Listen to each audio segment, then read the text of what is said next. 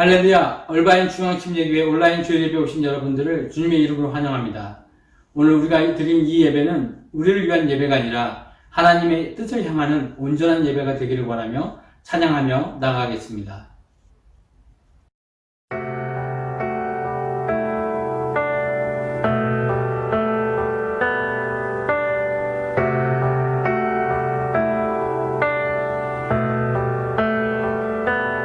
보여지는 예배 아니 마음으로 드리는 예배 노래하는 찬양보다 삶으로 고백되는 예배 나를 위한 예배 아니 주님 뜻을 향한 예배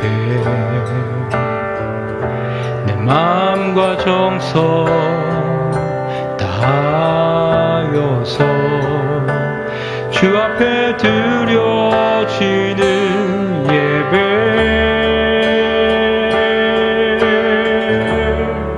주 앞에 엎드려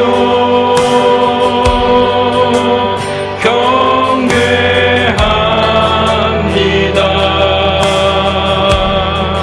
온전한 예배 내 맘의 예배 내 모든 것 받기 합당하신 분 주 앞에 엎드려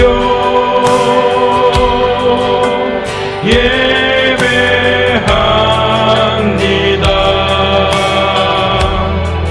나의 모든 삶 나의 모든 뜻 말씀 앞에 순종하는 삶의 예배 드리기 원하네.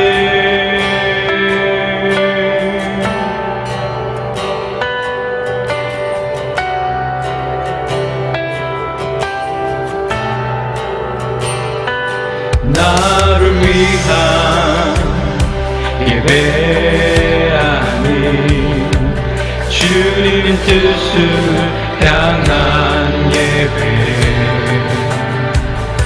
내 마음과 정성 다하여서 주 앞에 드려지는 예배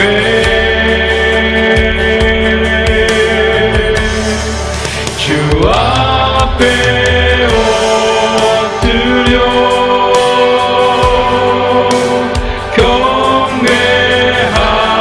경배합니다. 온전한 예배 내 맘의 예배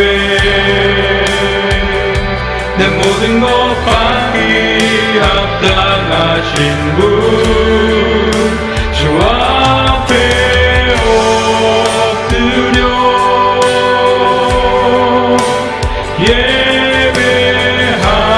예배합니다.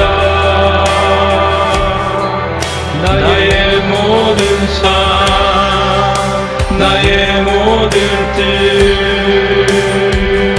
말씀 앞에 순종하는 삶의 예배 드리기 원하네.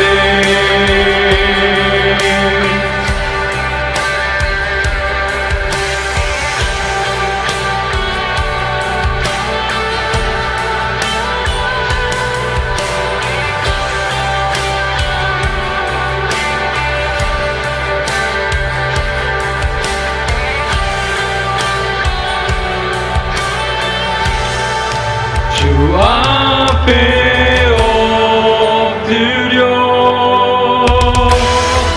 주 앞에 엎드려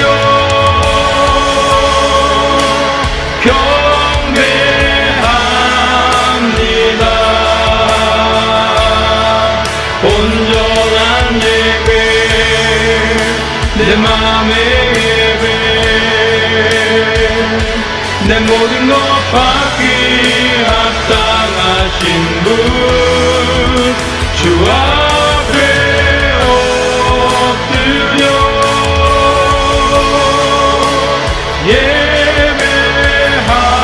예배합니다. 나의 모든 삶 나의 모든 길 말씀 앞에 순종하는 삶의 예배 드리기 원하네.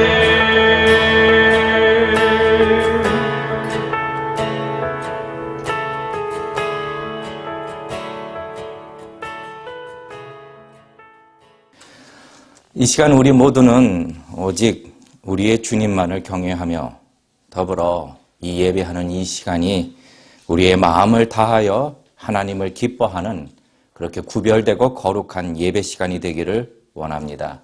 다 같이 사도신경으로 우리의 신앙을 고백하겠습니다. 전능하사 천지를 만드신 하나님 아버지를 내가 믿사오며 그 외아들 우리 주 예수 그리스도를 믿사오니 이는 성령으로 잉태하사 동정녀 마리아에게 나시고 본디오 빌라도에게 고난을 받으사 십자가에 못 박혀 죽으시고 장사한 지 사흘 만에 죽은 자 가운데서 다시 살아나시며 하늘에 오르사 전능하신 하나님 우편에 앉아 계시다가 저리로서 산자와 죽은 자를 심판하러 오시리라. 성령을 믿사오며 거룩한 공회와 성도가 서로 교통하는 것과 죄를 사하여 주시는 것과 몸이 다시 사는 것과 영원히 사는 것을 믿사옵나이다. 아멘. 오늘 이 시간 우리에게 주시는 하나님의 말씀 같이 보시겠습니다. 신명기 14장 1절부터 21절까지의 말씀입니다. 좀 긴 구절이지만 제가 천천히 봉독해 드릴 때에 여러분들도 각 가정에서 자막을 보시며 함께 봉독해 주시기 바랍니다. 신명기 14장 1절부터 21절까지 말씀입니다. 너희는 너희 하나님 여호와의 자녀니 죽은 자를 위하여 자기 몸을 베지 말며 눈썹 사이 이마 위에 털을 밀지 말라. 너는 너의 하나님 여호와의 성민이라. 여호와께서 지상 만민 중에서 너를 택하여 자기의 기업의 백성으로 삼으셨느니라. 너는 가증한 물건은 무엇이든지 먹지 말라. 너희의 먹을 만한 짐승은 이러하니 곧 소와 양과 염소와 사슴과 노루와 불그스럼한 사슴과 산 염소와 볼기 흰 노루와 뿔긴 사슴과 사냥들 무릇 짐승 중에 굽이 갈라져 쪽발도 되고 새김질도 하는 것은 너희가 먹을 것이니라. 다만 새김질을 하거나 굽이 갈라진 짐승 중에도 너희가 먹지 못할 것은 이것이니 곧 약대와 토끼와 사반 그것들은 새김질은 하나 굽이 갈라지지 아니하였으니 너희에게 부정하고 돼지는 굽은 갈라졌으나 새김질을 못함으로 너희에게 부정하니 너희는 이런 것의 고기를 먹지 말 것이며 그 사체도 만지지 말 것이니라. 물에 있는 어족 중에 이런 것은 너희가 먹을 것이니 무릇 지느러미와 비늘이 있는 것은 너희가 먹을 것이요 무릇 지느러미와 비늘이 없는 것은 너희가 먹지 말지니 이는 너희에게 부정하니라.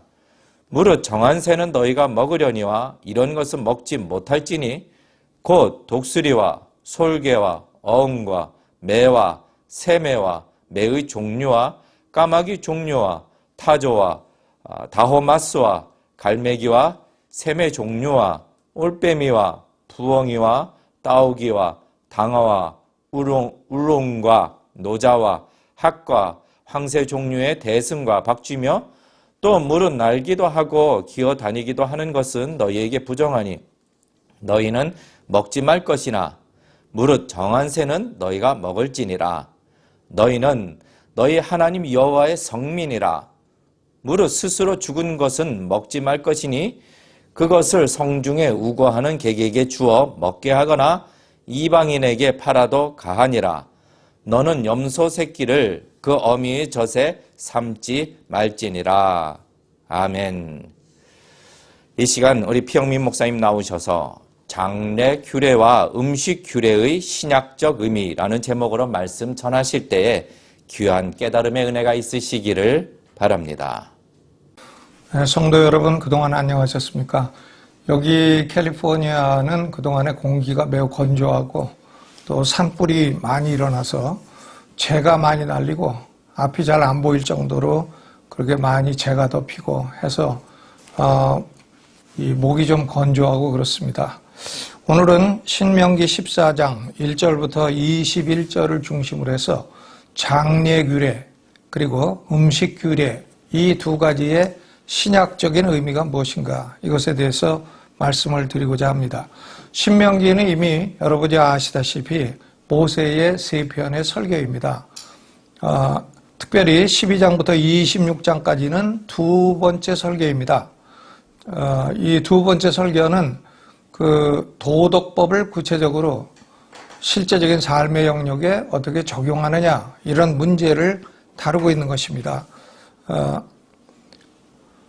신명기 14장 오늘 말씀은 세 부분으로 구성이 되어 있습니다. 1절은 장례 규례이고 2절부터 21절은 음식 규례이며 21절로 29절까지는 11조 규례입니다. 오늘은 장례 규례와 또 음식 규례 이 두 가지를 다루고 다음 설교에서 11조 규례를 다루고자 합니다. 먼저 1절은 장례 규례입니다. 너희는 너희 하나님 여호와의 자녀니 죽은 자를 위하여 자기 몸을 베지 말며 눈썹 사이 이마 위에 털을 밀지 말라 그랬습니다. 죽은 자를 위해서 그런 짓을 하지 마라. 그렇기 때문에 이것은 장례에 관한 규례인 것입니다. 여기서 모세가 이스라엘 백성들을 하나님의 백성이라고 칭하지 아니하고 여호와의 자녀, 여호와의 자녀라, 너희 하나님 여호와의 자녀라 칭한 것은 대단히 독특한 경우입니다. 구약 성경에 이스라엘 백성들을 하나님의 자녀라 이렇게 칭한 경우가 많지 않기 때문입니다. 신명기 13장 13절에 그 성읍 거민을 미혹해서 다른 신을 섬기라 이렇게 말하는 사회 지도자들 가리켜 잡류라고 표현을 했습니다. 이 잡류라고 하는 말은 원어로 벨리알의 자녀들이라, 벨리알은 마귀이기 때문에 마귀의 자녀라고 이렇게 되어 있습니다. 마귀의 자녀.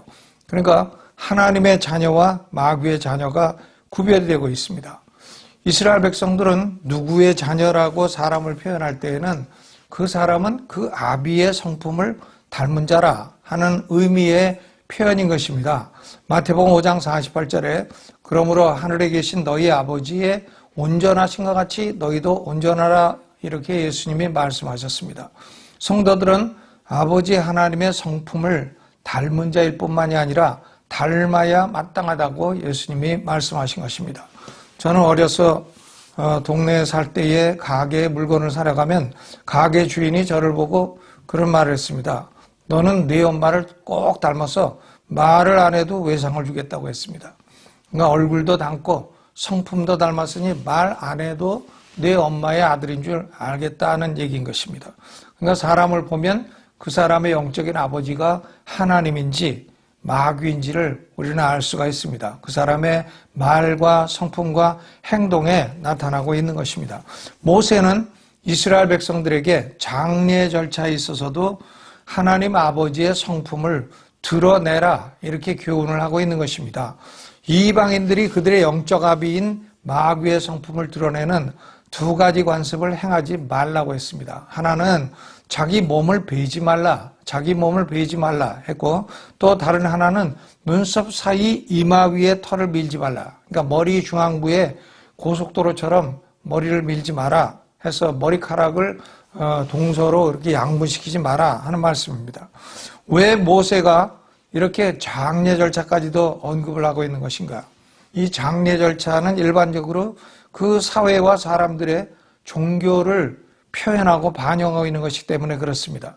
시리아나 팔레스틴 지역의 이 장례를 연구하는 고고학자들의 연구에 따르면 이방 국가들의 장례식에는 공통적으로 존재하는 요소가 두 가지가 있다고 합니다. 하나는 장례식만을 위해서 입는 특별한 복장이 있다는 겁니다. 검은색 옷을 입거나 흰색 옷을 입거나 아니면 옷을 안팎을 받고 있거나 아니면 위아래를 받고 있거나 이런 관습이 있다고 합니다. 또 다른 하나는 의도적으로 몸에 상처를 내고 피를 흘리는 관습이 있다고 합니다. 모세가 경계한 이 두 가지 관습과 일맥상통하는 것입니다. 그러면 왜 이방인들의 장례 풍속에 이런 요소들이 존재하는가? 이방인들은 사람의 육신이 죽으면 그 영혼은 육신이 없는 채 공중에 돌아다니고 사람들에게 영향을 주는 존재가 되는데 선한 영향보다는 해로운 악한 영향을 주는 것이 많기 때문에 이방인들 마음속에는 죽은 사람의 영혼을 두려워하는 그런 신앙이 있다는 것입니다. 그러니까 우리나라의 샤머니즘과 다를 것이 없는 것입니다. 그러므로 이방인들의 장례 풍습은 죽은 사람의 영혼을 겁을 주거나 혹은 달래거나 해서 해를 끼치지 못하게 하려는 그런 신앙을 표현하고 있다는 것입니다. 모세는 하나님의 자녀들에게 이런 이방인 풍습을 행하지 말라고 명령을 하고 있습니다. 사람의 축복과 저주는 죽은 사람의 영혼으로부터 오는 것이 아니고 하늘의 하나님이 주시는 것이라고 모세는 신명기에서 강조하고 있습니다. 그러니까 세 번째 신명기의 설교 내용이 하나님으로부터 축복과 저주가 온다 하는 것입니다. 물론 하나님의 자녀들도 가족이 사망한 경우에 슬퍼하며 애통하는 것을 성경이 금하지 않습니다. 그러나 그 슬픔과 애통은 죽은 사람의 영혼을 달래려고 한다든가 죽은 사람의 영혼을 영향을 주려고 한다든가 그런 것이 아니고 죽은 사람과 살아있을 때 나누었던 교제가 잠시 단절되게 된 슬픔을 표현하고 있는 것이기 때문에 그렇습니다. 성경에 처음 나오는 장례 기록이 아브라함이 그 아내 사라가 127세에 사망했을 때의 기록입니다. 창세기 23장 2절에 사라가 가나안 땅 헤브론 곧 기럇 야르바에서 죽음에 아브라함이 들어가서 사라를 위하여 슬퍼하며 애통하다가 해쪽 속에게서 마므레 즉 헤브론 앞에 막벨라 굴을 사서 장사를 지냈다 하는 기록이 나옵니다.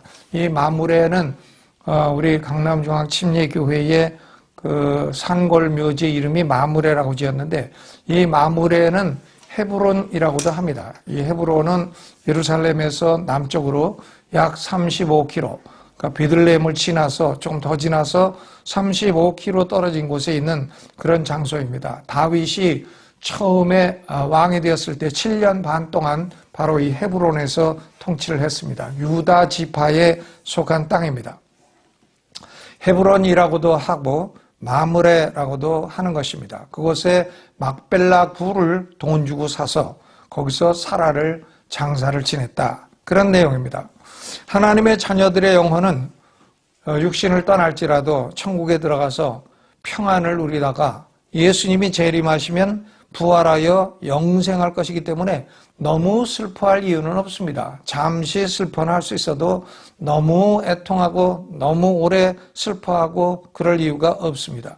데살로니가전서 4장 13절에도 형제들아 자는 자들에 관하여는 너희가 알지 못함을 우리가 원치 아니하노니 이는 소망 없는 다른 이와 같이 슬퍼하지 않게 하려 함이라 그랬습니다. 불신자들은 소망이 없습니다. 그러니까 슬프겠죠. 사람이 죽는 것을 망자가 되었다고 합니다. 멸망한 사람이 되었다. 그러나 우리는 성도들은 망자가 되는 것이 아닙니다. 이 생에서의 삶을 마치고 잘 마치고 본향으로 돌아간 것이기 때문에 그렇습니다. 성경은 이 장례 문화에 대해서 별도의 자세한 지시 내용을 말씀하고 있지 않습니다. 그러나 대체로 성경은 장례에 대해서 세 가지 요소를 가르치고 있습니다. 첫째로 죽은 사람의 시신에 대해서 적절한 케어를 해줘야 된다. 그 시신을 잘 관리를 해줘야 된다. 죽은 사람의 시신이 장사되지 못하고 땅바닥에 버려지고 짐승의 먹이가 되는 것은 바람직한 일이 아니라고 말씀하고 있기 때문입니다. 이 죽은 사람의 시신을 꼭 매장을 해야 되느냐, 화장을 할 수도 있느냐, 이런 문제는 성경이 말씀하고 있지 않습니다. 물론 구약은 주로 매장을 했습니다. 왜냐하면 오늘날과 같이 크리메이션, 화장하는 시설이 없기 때문이고 그만한 뜨거운 온도를 만들어낼 수도 없기 때문에 그랬을 것입니다. 그리고 땅도 넓고 사람은 적고 하니까 뭐 매장을 얼마든지 할 수가 있지만, 그러나 오늘날 현대사회에서는 죽은 사람을 다 일일이 매장할 수 없기 때문에 화장 문화도 발전하고 있는 것인데, 어떤 설교자들은 성도들은 반드시 매장을 해야 된다 이렇게 설교하는 사람도 있습니다만은, 저는 그런 설교의 그 근거는 성경에서 찾을 수가 없다고 생각을 합니다. 매장을 한 예는 많이 있어도 꼭 매장을 해야 매장된 곳에서 부활이 일어날 수 있다, 그런 믿음은 터무니없는 생각이라고 생각합니다. 왜냐하면 매장을 하나 화장을 하나 나중에 결국 흙으로 돌아가는 것은 동일하기 때문인 것입니다. 시간 문제일 뿐입니다. 그러니까 죽은 사람의 시신을 적절하게 관리하면 되는 것이지, 이 죽은 사람의 시신을 아무데나 버려두지는 말라. 이것이 첫째 요소이고, 두 번째로 죽은 성도를 망자라 부르지 않고 도리어 승자이기 때문에, 이긴 사람들이기 때문에 죽은 사람 때문에 너무 슬퍼하지 말라. 그리고 부활의 약속이 있음을 서로 상기시키고 서로 위로하라고 했습니다. 그러니까 장례식에 가서 상주를 위로하고 가족들을 위로하는 것은 올바른 성도의 습관인 것입니다. 세 번째로, 장례를 위해서 스스로 몸을 상하게 하거나 스스로 몸을 피를 낸다든가 뭐 일부 몸을 상해를 한다든가 또 여러 해 동안 특별한 옷을 입고 별도의 생활을 하고 그런 이방인들의 풍습을 따르지 말라는 것입니다. 그것을 효도라고 생각하는 옛날 풍습을 따르지 말라는 것이, 자기 몸을 채찍질하고 고통을 주고 그런 짓을 하지 말라는 것입니다. 소위 self-flagellation, flagellation, 스스로 자기 몸을 괴롭게 하는 짓, 스스로 자기 몸을 채찍질하는 짓, 그런 짓을 하지 마라. 그런 것들은 다 이방 풍속이다, 이렇게 말씀을 했습니다. 우리 성도들은 성경의 원리에 따라서 장례 절차도 잘 행해야 될 것이고, 특별히 우리나라 장례에는 유교의 많은 행습들이 혼합되어 있기 때문에 그런 것들을 주의해서 잘 관리할 필요가 있다고 생각이 됩니다. 두 번째로 2절로 21절은 음식규례입니다. 음식규례. 유대인들은 특별히 지금까지도 음식규례를 대단히 존중하고 있습니다. 그리고 주의 깊게 이 규례를 지키고 있습니다. 그러니까 피 없는 고기를 먹는 데는 유대인들의 기술이 가장 발달했습니다. 그러나 아무리 피를 뺀다 해도 완전히 피를 다 뺄 수는 없을 것입니다. 우리가 불고기를 먹던 스테이크를 먹던 결국은 그 안에 피는 다 남아있기 때문입니다. 유대인들은 그럼에도 불구하고 이 음식 규례를 엄격하게 지키고 있습니다. 또 기독교인들 가운데에도 음식 규례는 폐지되었다고 말하면서도 음식 규례를 존중하려고 하는 사람들이 많이 있습니다. 특별히 안식교도들에게서 그런 경향을 찾아볼 수 있습니다.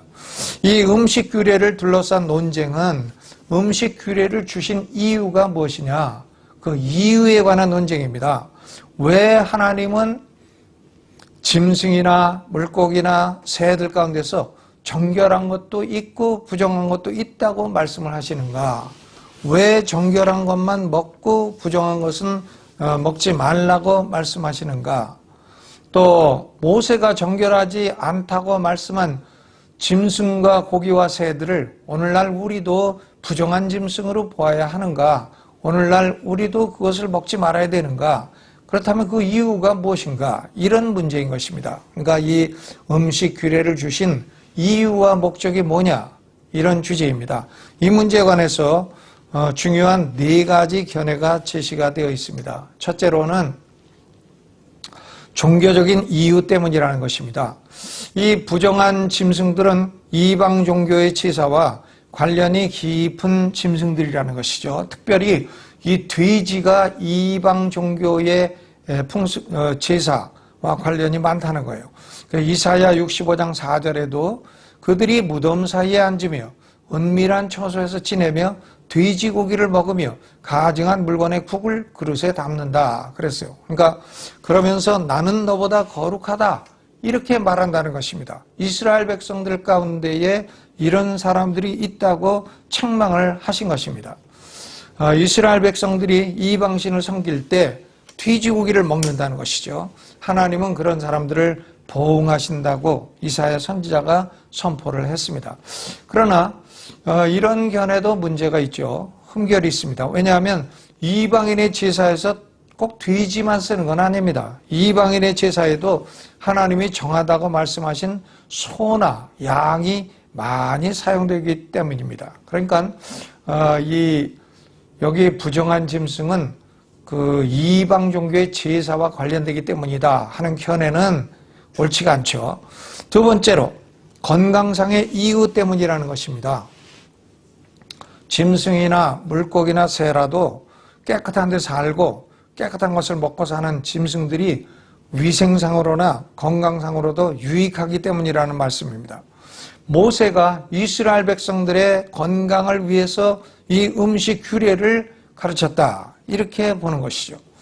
이런 견해를 가진 사람들은 과학자들도 성경이 부정하다고 말씀하신 짐승들은 위생상의 문제가 있다 혹은 건강상의 문제가 있다고 증거를 한다는 것입니다. 그러니까 과학자들을 들어서 자기들의 견해가 타당하다 이렇게 주장을 하는 것이죠. 그러나 성경은 과학자들의 보충 증거가 필요하지 않습니다.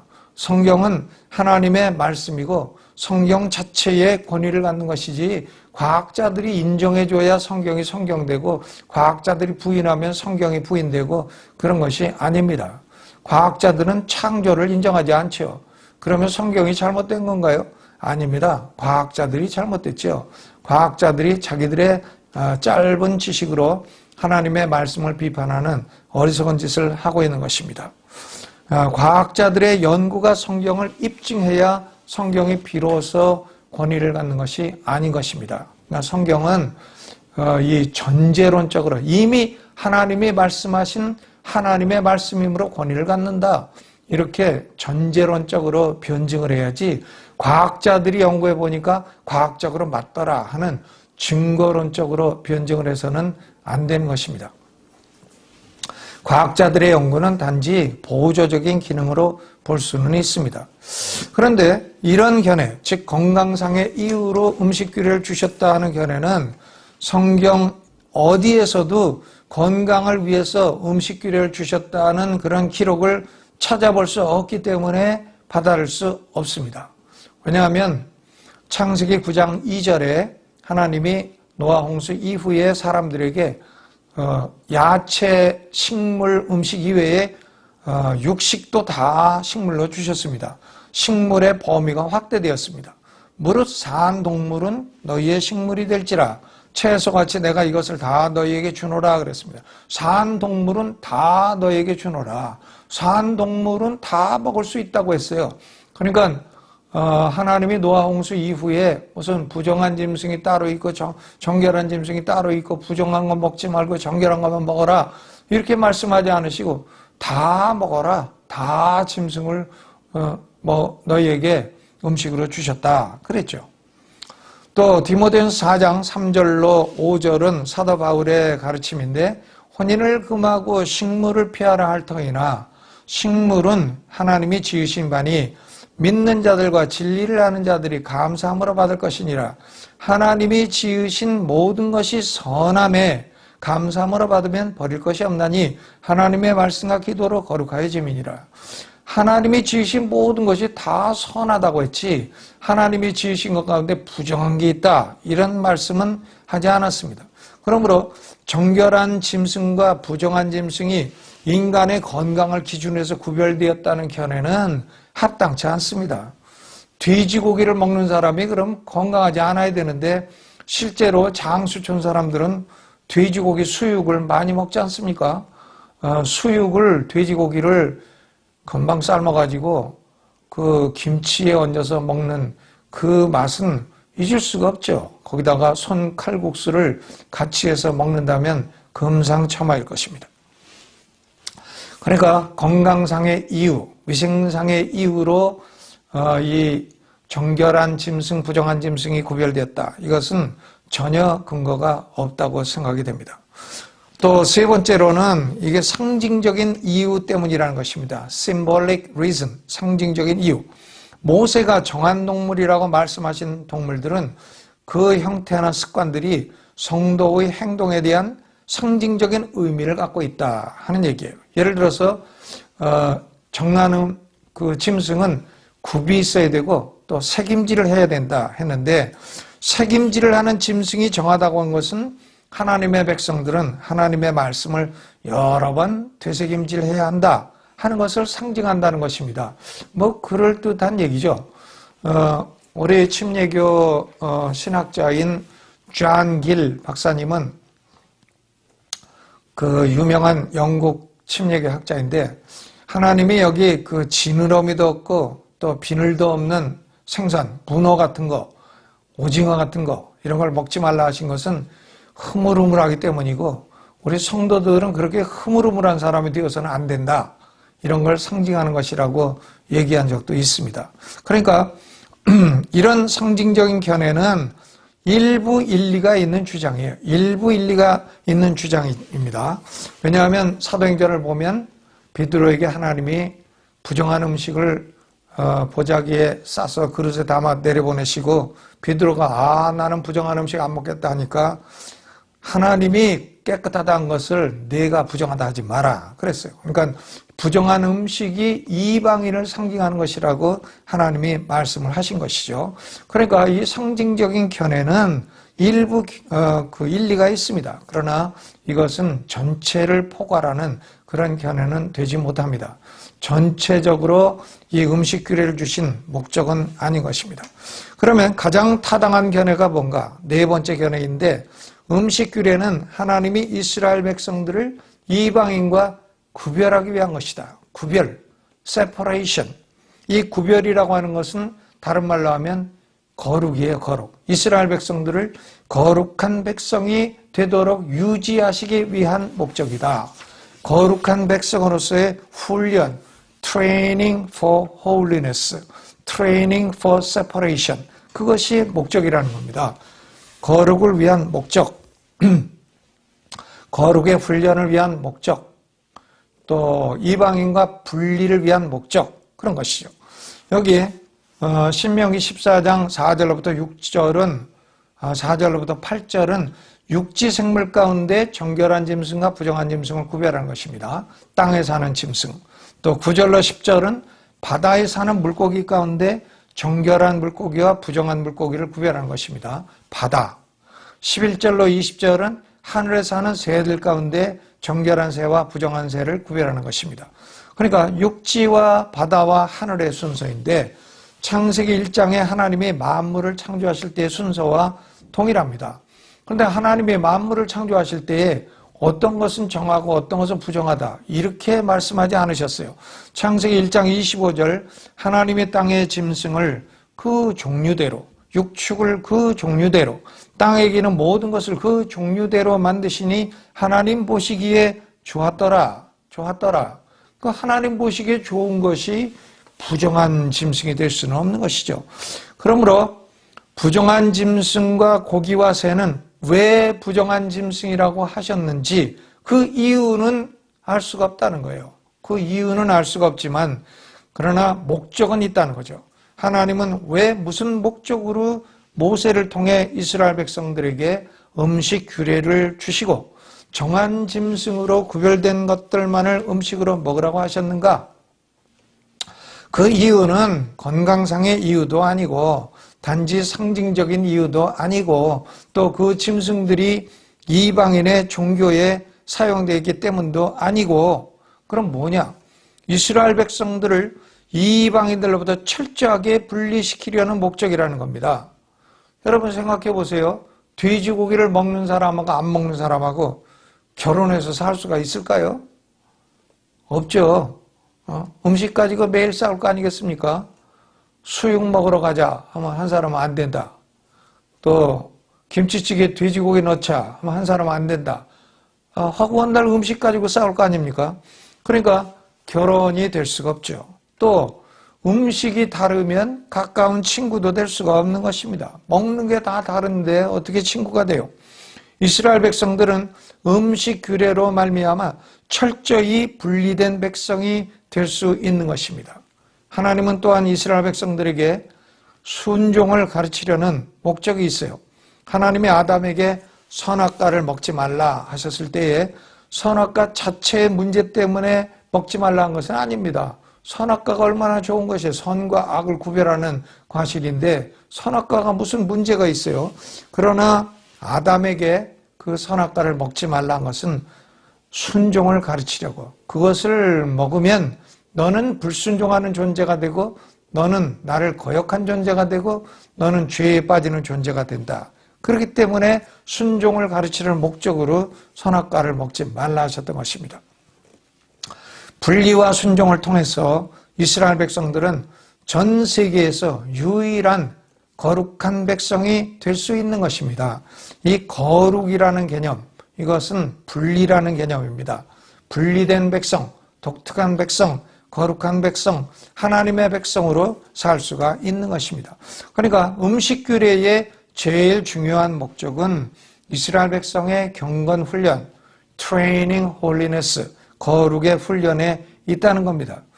음식 자체의 정결함과 부정함을 가르친 것이 목적이 아니라는 거예요. 이스라엘 백성의 건강 유지를 위해서 음식법을 만든 것이 아니라는 것입니다. 신명기 14장 2절 그리고 21절에 너희는 너희 하나님 여호와의 성민이라, holy people, 거룩한 백성이라, 구별된 백성이라 하는 내용이 두 번이나 강조가 되어 있습니다. 구별된 백성이라는 것이죠. 하나님은 음식을 통해서 이스라엘 백성들을 이방인들로부터 철저하게 구별시키신 것입니다. 음식이 다르면 함께 거주할 수 없고 함께 살 수가 없습니다. 레위기에도 동일한 음식 규례가 나오는데 그게 레위기 11장이죠. 젓가락 2개가 놓여있는 11장. 이 레위기의 목적도 똑같아요. 레위기는 왜 음식 규례를 주셨나? 하나님이 내가 거룩하니 너희도 거룩하라 하는 이 레위기의 근본 목적을 실현하기 위해서 주신 것입니다. 그러니까 이 견해는 레위기의 말씀이나 신명기의 말씀이나 모두 이스라엘 백성들을 다른 이방인들과 구별하기 위해, 다른 이방인들로부터 구별된 거룩한 백성, 성민으로 살 수 있도록 하기 위한 것입니다. 그리고 음식규례의 끝부분인 21절에는 두 가지 내용이 추가되어 있습니다. 무릇 스스로 죽은 것은 먹지 말 것이라 했고요. 또 너는 염소 새끼를 그 어미의 젖에 삶지 말지니라 그랬습니다. 오늘날은 소위 델리커시라고 해서 이 음식을 맛을 즐기는 그런 문화가 많이 형성이 되어 있는데 이 델리커시를 즐기는 사람들은 우유에다가 삶은 고기를 맛이 있다고 먹는다 합니다. 그런데 이것은 동물을 음식으로 먹더라도 생명 자체에 대한 존중심을 잃지 말라는 것이죠. 음식으로 먹어도 생명을 경시하며 먹지는 말라는 겁니다. 염소 새끼가 그 어미의 젖으로 먹고 사는 존재입니다. 그러니까 어미의 젖은 염소 새끼의 생명이에요. 그런데 그 생명의 근원이 되는 것이 자신을 죽이는 도구가 된다면 그것은 하나님이 원치 않으신다는 겁니다. 생명을 유지하지 못해 죽은 짐승도 먹지도 말고 그리고 남에게 주지도 말라는 거예요. 종에게도 그런 건 주지 말고 객에게도 주지 말라는 것입니다. 그러니까 이것은 음식을 먹더라도 생명을 존중하며 먹어라 하는 교훈입니다.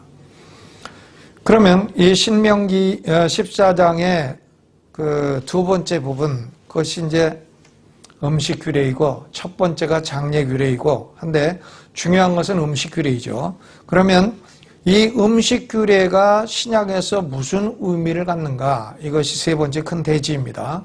음식 규례는 과연 신약에서 우리에게 무슨 의미가 있는가? 이 문제에 관해서 예수님은 대단히 급진적인 견해를 말씀하셨습니다. 마가복음 7장 18절로 19절에 예수께서 이르시되 너희도 이렇게 깨달음이 없느냐? 무엇이든지 밖에서 들어가는 것이 능히 사람을 더럽게 하지 못함을 알지 못하느냐? 이는 마음에 들어가지 않고 배에 들어가 뒤로 나감이니라 하심으로 모든 식물을 깨끗하다 하셨느니라 하고 마가가 기록을 했어요. 모든 식물은 깨끗하다. 이 말씀은 마가의 해석이 아닙니다. 예수님의 말씀을 직접적으로 인용한 것입니다. 그러니까 예수님 말씀을 빨간색으로 표현한 성경을 보면 이 말씀은 빨간색으로 되어 있어요. 그러니까 예수님이 직접 하신 말씀을 마가가 인용을 했다. 그런 얘기죠. 그러므로 모든 음식은 깨끗합니다. 예수님으로 말미암아 음식의 정함과 부정함은 사라졌어요. 신약시대의 음식 규례는 완전히 철폐되었다는 사실을 예수님이 이 한마디로 선언을 하신 것입니다. 모든 음식은 깨끗하다. 음식이 사람을 더럽게 하는 게 아니다. 사람의 마음에서 나오는 것이 사람을 더럽게 하는 것이다. 그랬습니다. 사도행전 10장 11절로 16절은 베드로에게 주신 하나님의 계시입니다. 하늘이 열리며 한 그릇이 내려오는 것을 보니 그 안에는 땅에 있는 각색 네 발 가진 짐승과 기는 것과 공중에 나는 것들이 있는데 또 소리가 있으되 베드로야 일어나 잡아먹으라 하거늘 베드로가 가로되 주여 그럴 수 없나이다. 속되고 깨끗이 아니한 물건을 내가 언제든지 먹지 아니하였나이다. 한데 또 두 번째 소리 있으되 하나님께서 깨끗게 하신 것을 내가 속되다 하지 말라 하더라. 그랬어요. 하나님께서 깨끗게 하신 것을 내가 속되다 하지 말라. 베드로가 부정한 음식이라고 생각한 것을 하나님은 깨끗게 하셨다고 말씀하신 것입니다. 부정한 음식은 이방인을 상징하는 것인데 이제는 유대인과 이방인이 구별될 필요가 없다는 거예요. 유대인이 따로 구별된 민족이 될 필요가 없다는 거예요. 유대인과 이방인의 장벽은 완전히 철폐되었다는 것입니다. 유대인과 이방인의 구별은 없어졌다는 거예요. 유대인들이 이런 음식 규례로 거룩한 백성이 되는 게 아니라는 겁니다. 유대인들이 음식 규례를 가지고 구별된 백성이 된 것은 이것은 구약시대의 그림자일 뿐이지 이것이 영적인 실체가 아니라는 거예요. 이제 하나님의 백성은 음식을 통해서 구별된 백성이 되는 게 아니고 예수 그리스도를 믿는 믿음으로 말미암아 믿음으로 유대인과 이방인의 그 장벽은 철폐가 되었다. 이 말씀입니다.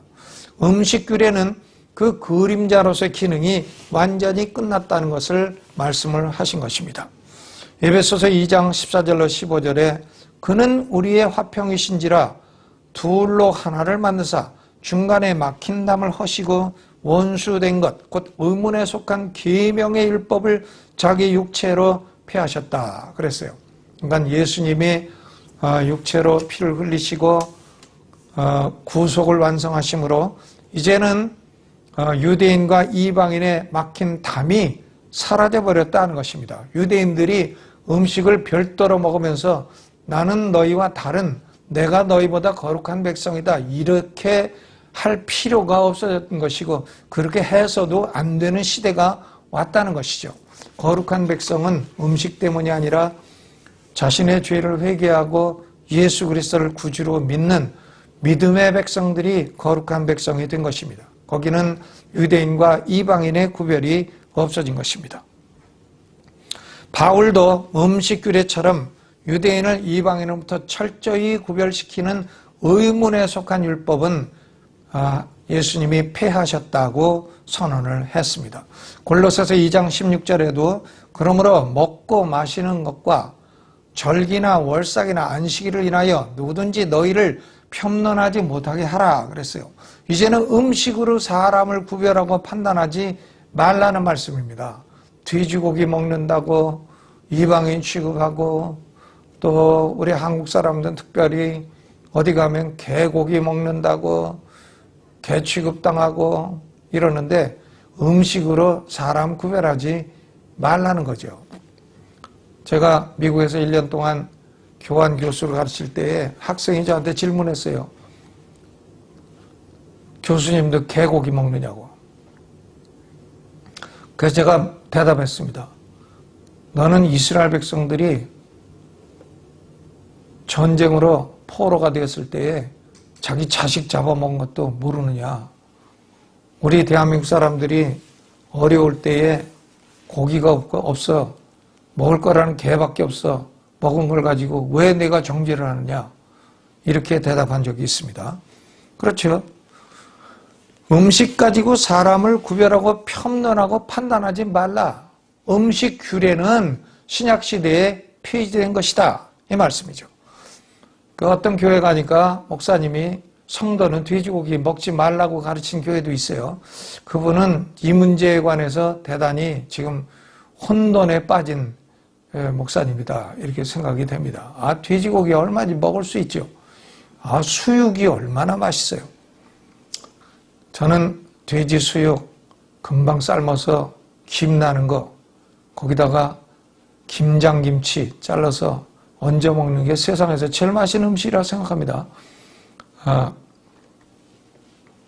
디모데전서 4장 4절로 5절에 하나님이 지으신 모든 것이 선함에 감사함으로 받으면 버릴 것이 없나니 하나님의 말씀과 기도로 거룩하여짐이니라 그랬어요. 하나님이 이제 부정하다고 구약의 이스라엘 백성에 말씀하신 그 음식들은 다 말씀으로 거룩해졌다 하신 것이죠.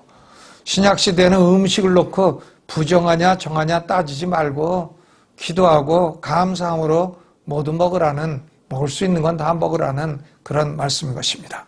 이제 결론을 짓겠습니다. 그렇다면 음식 규례는 신약 성도들에게 무슨 의미가 있는가?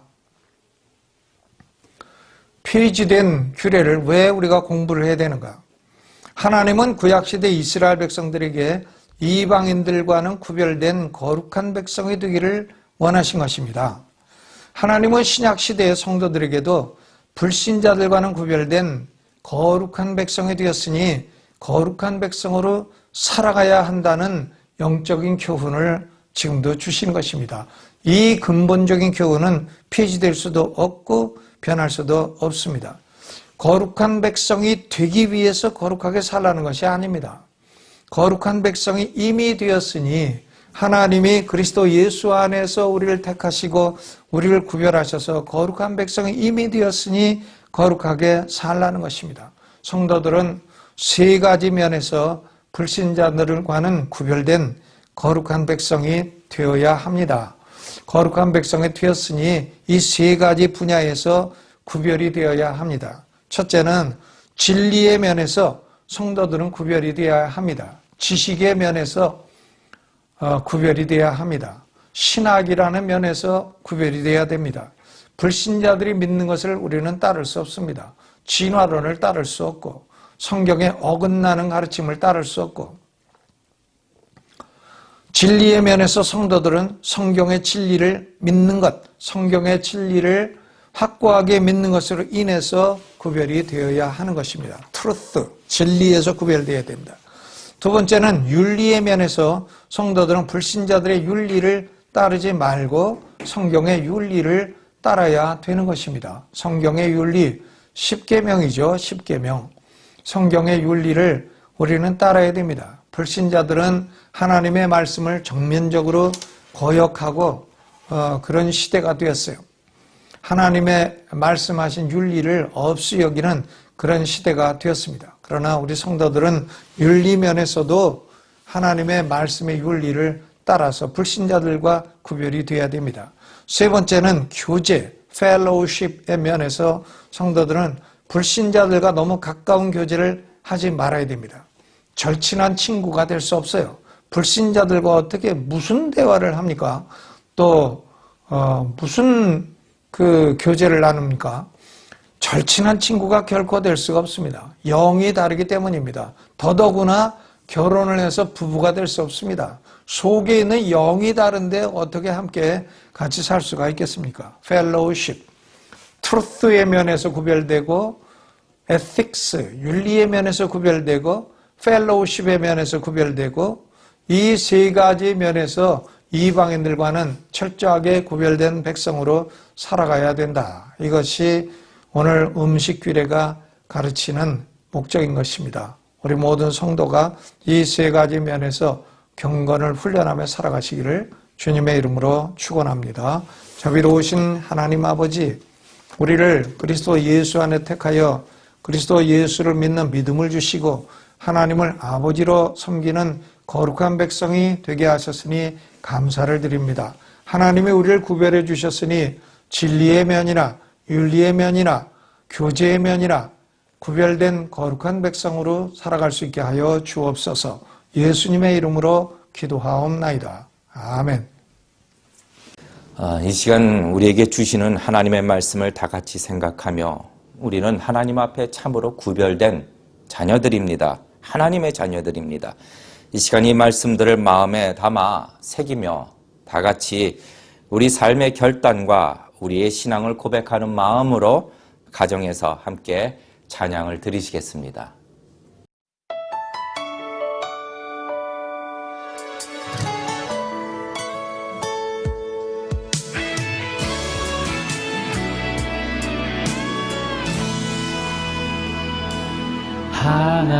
하나님의 사랑이 사모한 자, 하나님의 평안을 바라보는 자, 너의 모든 것 창조하신 우리 주님이 너를 얼마나 사랑하시는지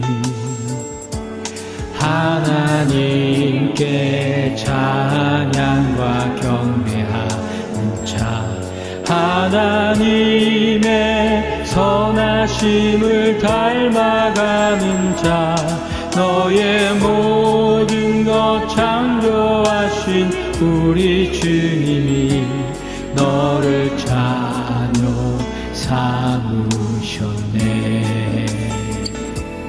하나님 사랑의 눈으로 너를 어느 때나 바라보시고 하나님 인자한 귀로서 언제나 너에게 기울이시니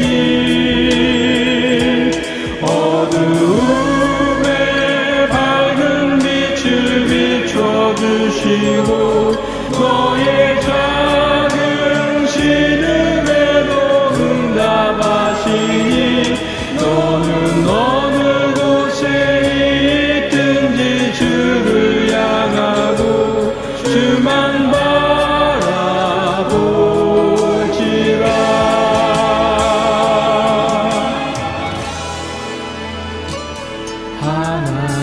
하나님께 찬양과 경배하는 자, 하나님의 선하심을 닮아가는 자, 너의 모든 것 창조하신 우리 주님이 너를 자녀 삼으셨네. 하나님 사랑의 눈으로 너를 어느 때나 바라보시고 하나님 인자한 귀로서 언제나 너에게 기울이시니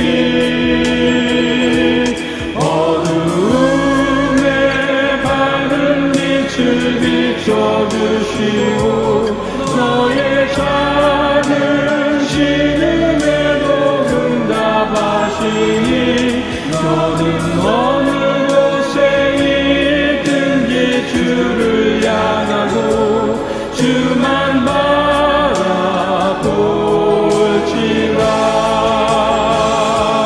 하나님 사랑의 눈으로 너를 어느 때나 바라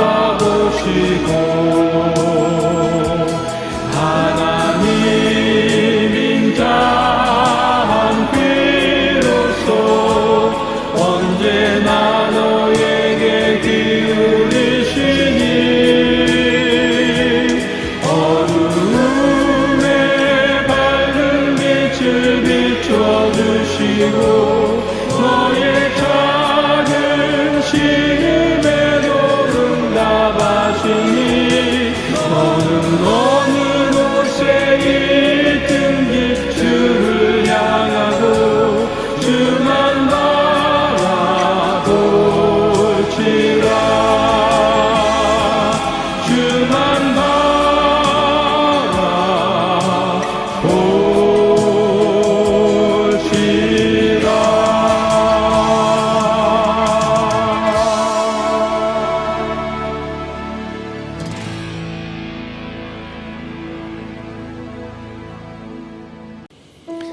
이 시간 우리 다 같이 함께 기도합니다. 먼저는 우리 자신과 자녀와 가정을 위해서 함께 기도하되 오늘 말씀처럼 우리는 구별된 하나님의 성민이요 하나님의 자녀입니다. 구별된 자로서 이 세상을 거룩하게 살아갈 수 있도록 말씀을 마음판에 새기고 순종할 수 있도록 하나님 도와달라고 은혜를 주시고 지혜를 주시고 능력을 달라고 기도하시고 더불어 육신이 연약함이 있으시면 하나님 앞에 긍휼함을 구하시고 우리 자녀들의 인생도 하나님 붙들어 주시고 인도하시고 책임져 달라고 함께 기도하시고 두 번째로 우리가 살고 있는 이 지역 얼바인 지역과 또 미국 땅과 한국 땅을 위해서 함께 기도할 때에 속히 하나님의 거룩한 백성들이 모여서 마음껏 하나님 앞에 예배할 수 있는 일들이 그런 은혜가 주어지도록 함께 기도하시고 셋째로 우리 얼바인 중앙 침례교회 마지막 때에 하나님의 진리를 위하여 수고할 수 있도록 하나님 그 길을 열어달라고 다 같이 가정에서 한 마음으로 합심하여 한 2분간 기도하시겠습니다.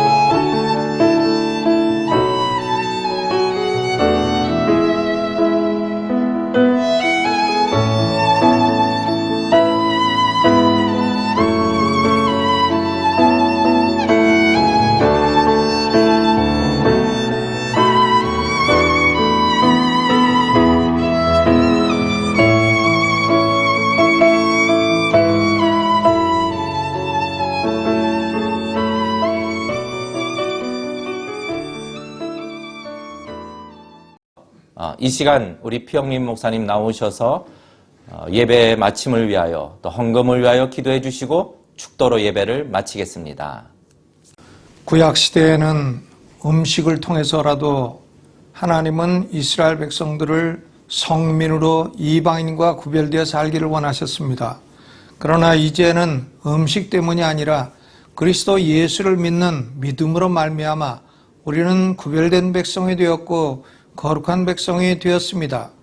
이 믿음 안에는 유대인과 이방인의 차별이 없고 이제 그 담이 헐어졌다고 말씀하셨습니다.